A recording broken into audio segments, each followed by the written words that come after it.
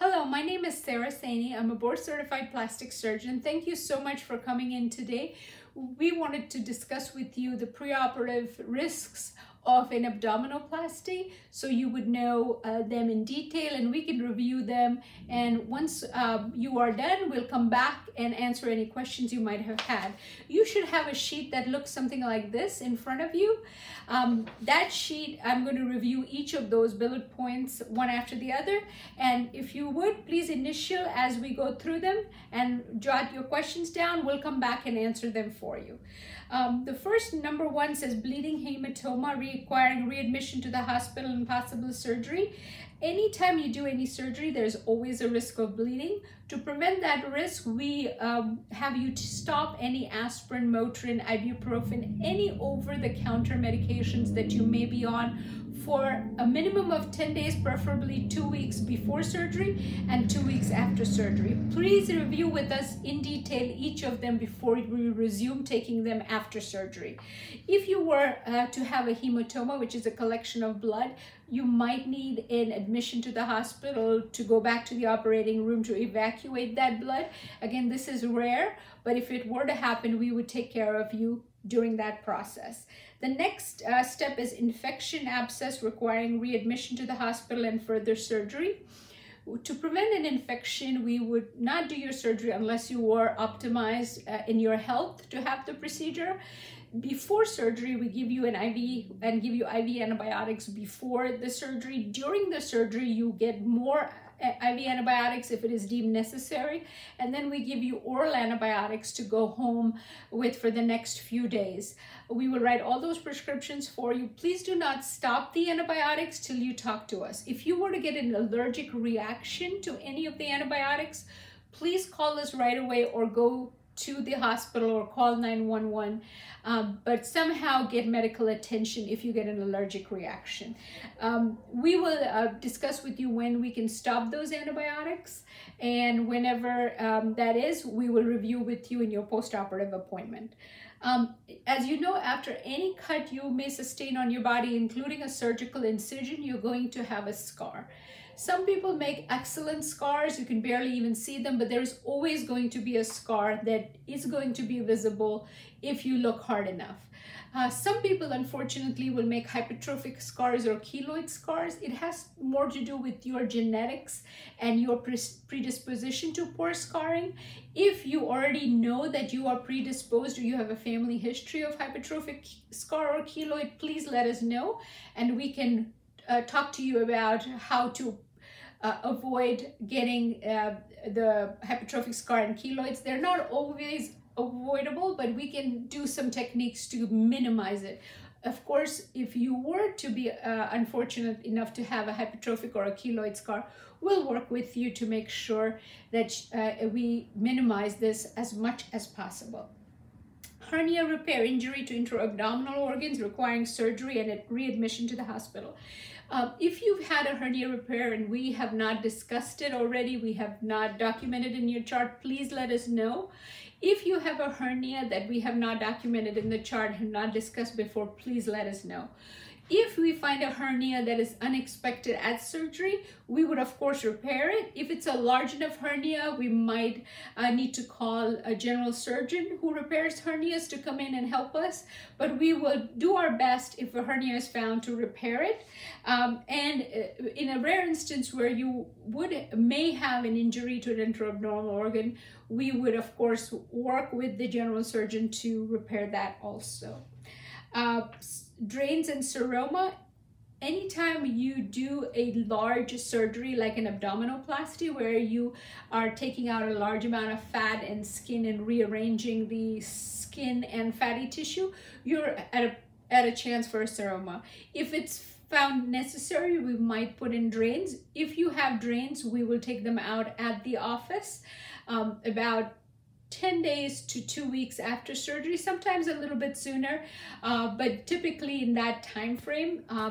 Again, the drains come out in the office, do not require a trip back to the operating room. After the drains come out, we would want you to wear a compression garment that allows the swelling or the edema to be diminished and allows the skin and the tissues to heal to avoid a formation of a seroma. We will go over in detail the type of garment, when to start wearing it.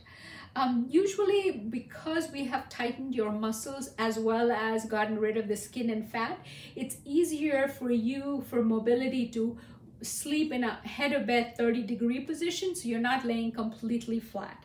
This makes it easier for you to move, so you don't have to use as much muscle strain to get out of bed. We can also discuss in detail how this bed should be arranged. Usually a reclining chair is best. Usually it's best to keep your head at 30 degrees and lift your legs up so that you're not sitting as you would at a dining table when you're eating with your feet dangling. It's better to keep your legs elevated. And that is for the next number 8, thromboembolic event, blood clots in veins or in the lungs, which would require readmission, prolonged treatment, and possible loss of life.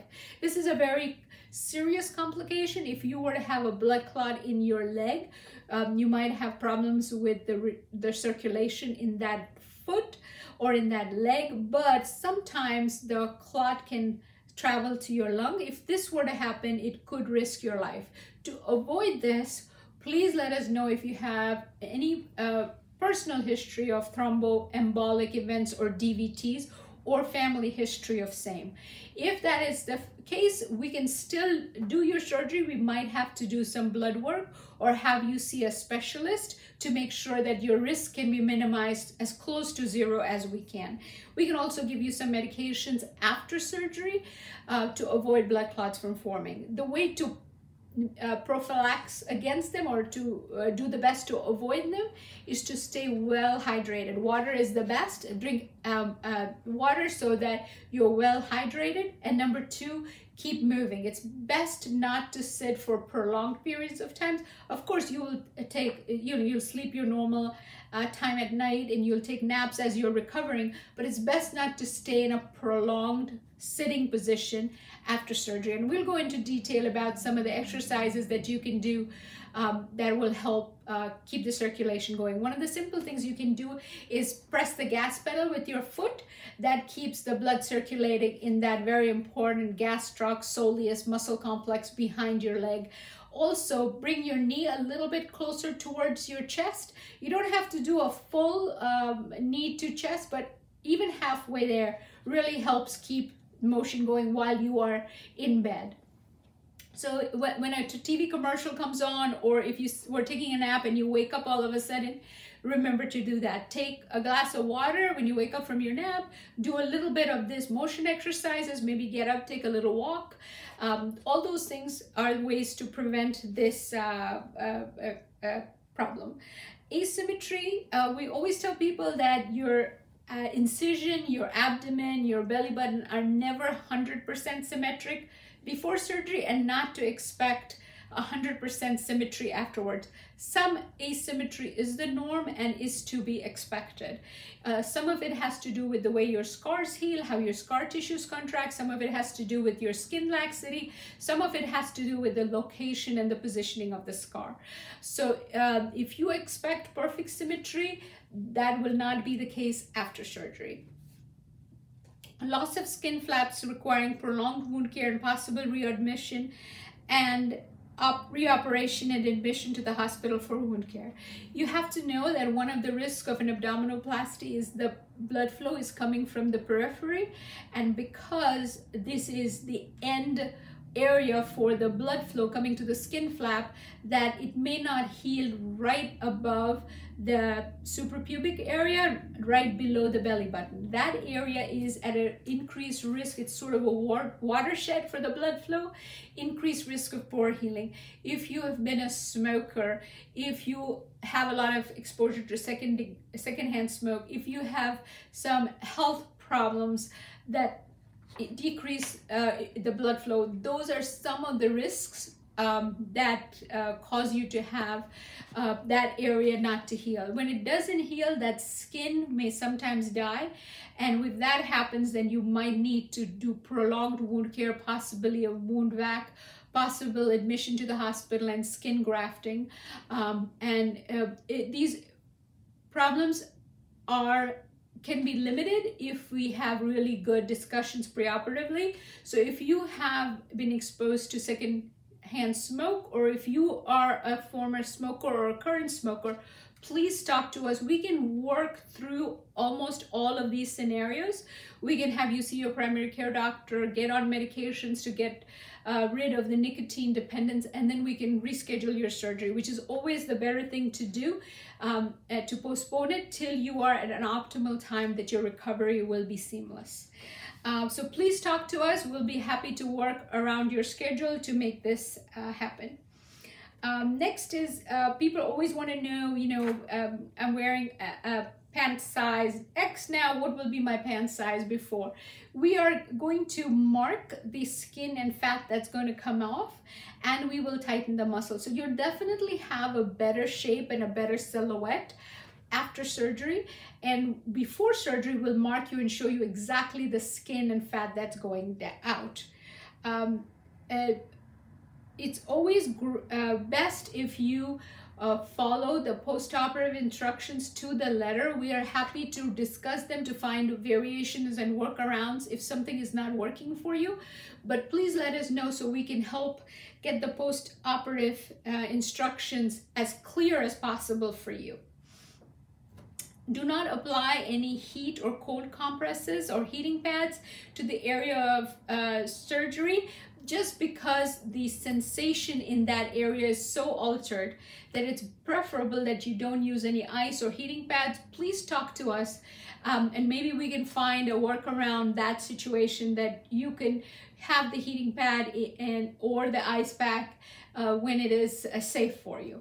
So thank you so much for listening to this entire presentation about the risk of abdominoplasty. We will be back to collect this sheet from you to draw the scar and show you where the scar would be on you. We'll review your photos with you. The photos are, as you know, mandatory, and we will review them with you.